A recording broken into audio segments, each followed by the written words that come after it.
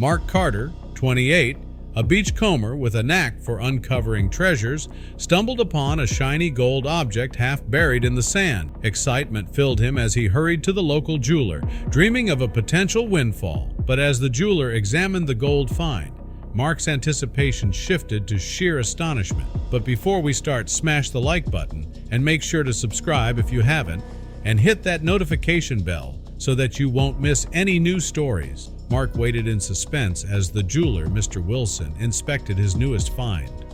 "And what is it?" he asked, too excited to wait another minute. But Mr. Wilson simply shushed him in response and threw him a sharp glance. "Oh, sorry," Mark whispered, and he backed away from the counter, giving the jeweler some space. However, he had no idea what he was getting himself into. Mark decided to try to distract himself from the waiting. He was too excited, and he walked around the jewelry shop, checking out all the beautiful displays. After some more moments of silence, Mr. Wilson finally let out a deep sigh and put away his looking glass. Mark immediately approached him and stood next to the counter with his eyes wide in excitement. "Well, have you figured it out?" he asked, still blissfully unaware of what would happen. Mr. Wilson just stared at the object for a while without saying a single word, and then he finally looked at Mark. "I have to be honest with you.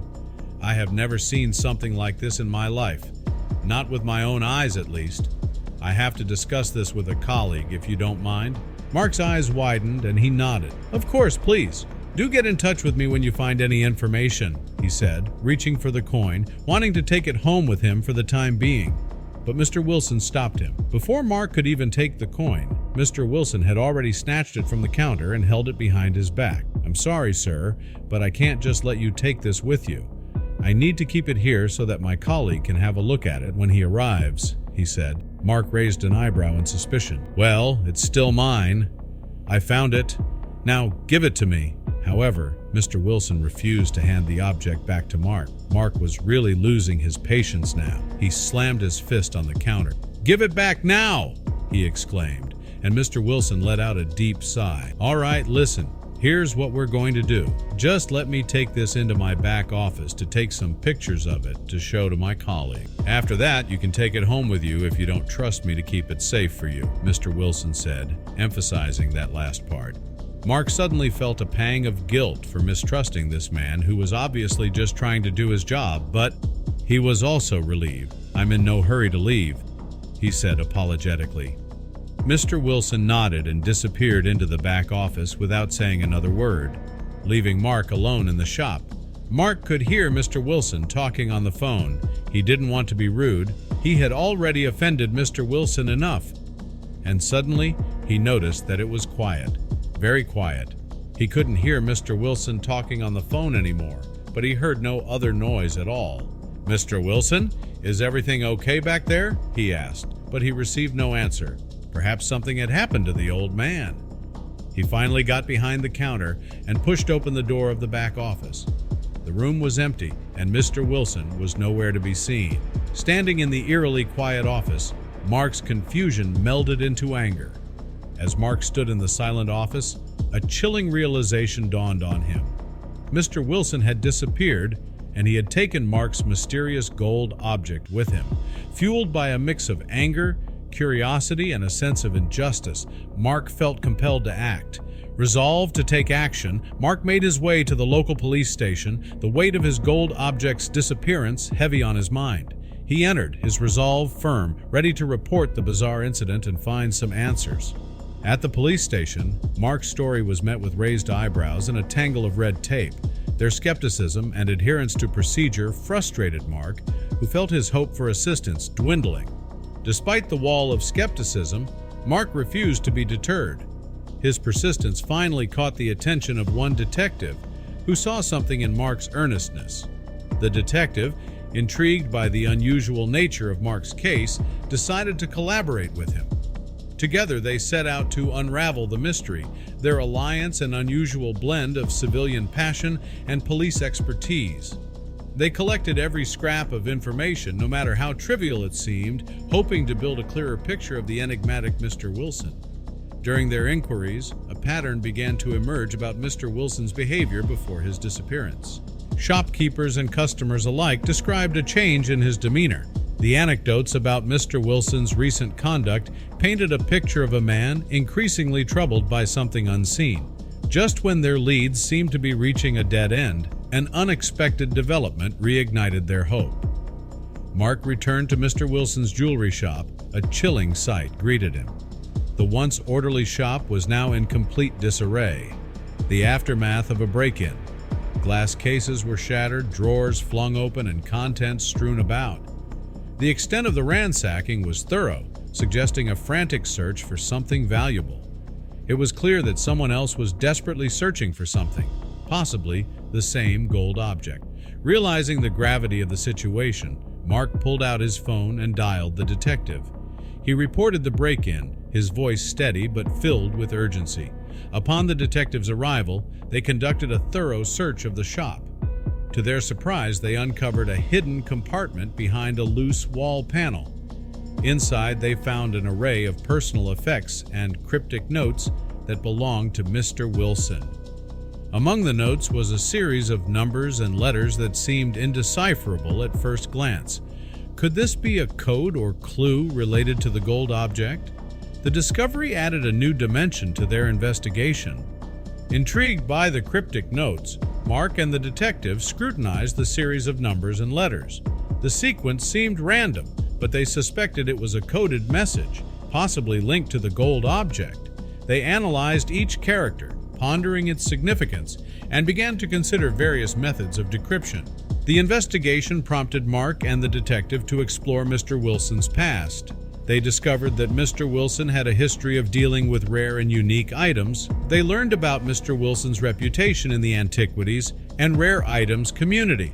Some items he handled were rumored to be controversial or of dubious origin, sparking more questions about the gold object and its significance. Seeking further insight, Mark and the detective arranged to meet with an old friend of Mr. Wilson's, a fellow antiques dealer. The friend shared memories of Mr. Wilson, revealing his recent concerns about a significant find that seemed to trouble him deeply. This conversation shed new light on Mr. Wilson's state of mind before his disappearance and hinted at the potential importance and danger of the mysterious gold object. During their investigation, Mark and the detective unearthed troubling information about a criminal gang known for their interest in rare and ancient artifacts. This gang, notorious in the underground market, seemed to have a connection to the break-in at Mr. Wilson's shop. Seeking new leads, Mark and the detective returned to the beach where the gold object was originally found. They scoured the area looking for anything that might have been overlooked.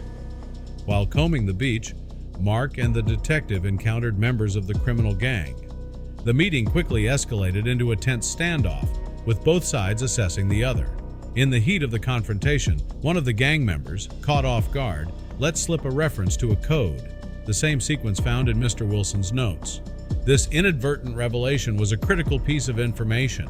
It confirmed the gang's interest in the code and suggested that it was the key to unlocking the mystery of the gold object. Mark and the detective exchanged glances, realizing the significance of this slip-up. The situation on the beach quickly became volatile, but Mark and the detective managed to extricate themselves from the standoff, narrowly escaping a dangerous escalation. Following the tense beach encounter, Mark and the detective, armed with new determination, tracked down a lead to Mr. Wilson's hideout. They found him in a dilapidated building, a shadow of his former self, visibly shaken and fearing for his life. It was clear that the events surrounding the gold object had plunged him into a world of danger and intrigue he was ill-prepared to handle. In the dim light of the hideout, Mr. Wilson, with a mix of relief and apprehension, finally confessed.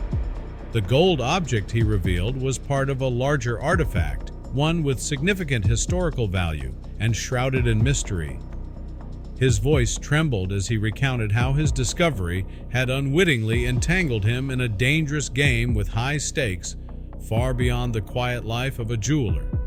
Mr. Wilson explained that the cryptic code inscribed on the gold object was not just a random sequence of characters, it was a map. This map, he believed, pointed to the locations of the remaining pieces of the larger artifact. His eyes held a mix of fear and excitement as he divulged this information, revealing a puzzle that was both historical and perilously real. Knowing that the criminal gang was closing in, desperate to claim the artifact for themselves, Mark, the detective, and Mr. Wilson realized they were in a race against time. Using the deciphered code, they set out to locate the remaining pieces of the artifact. Working swiftly and covertly, the trio managed to locate and secure the remaining pieces of the artifact. Mark, the detective, and Mr. Wilson formed an efficient team, each bringing their own strengths to the task. They had not only solved an intricate mystery, but had also protected a significant part of cultural heritage from falling into the wrong hands. With the recovered artifacts in hand, the trio made their way to the authorities. In a meeting marked by revelations and explanations, they presented the artifacts and recounted their journey. The authorities were astounded by the discovery and the story behind it. Mr. Wilson's name was cleared as he was recognized not as a thief, but as a keeper of secrets who had stumbled upon a discovery too large for him to handle alone. Mark's return to his town was met with admiration and accolades. News of his brave adventure had spread, painting him as a local hero. The experience had a profound impact on Mark, igniting a desire to explore new horizons beyond his beachcombing life. He began considering new paths and opportunities, inspired by the adventure and the skills he had honed during the investigation. The thrill of solving the mystery had opened his eyes to possibilities he had never contemplated before, setting him on the course for new beginnings. Through their shared ordeal, a strong bond had formed between Mark and the detective. Their partnership, born out of necessity, had grown into mutual respect and camaraderie. As they parted ways, there was a hint of future collaborations, a sense that this adventure had been just the beginning of a lasting alliance. The town organized a celebration in honor of the mystery's resolution and Mark's remarkable bravery. Community members gathered, their faces bright with pride and admiration. Speeches were made lauding Mark's courage, and toasts were raised in his honor.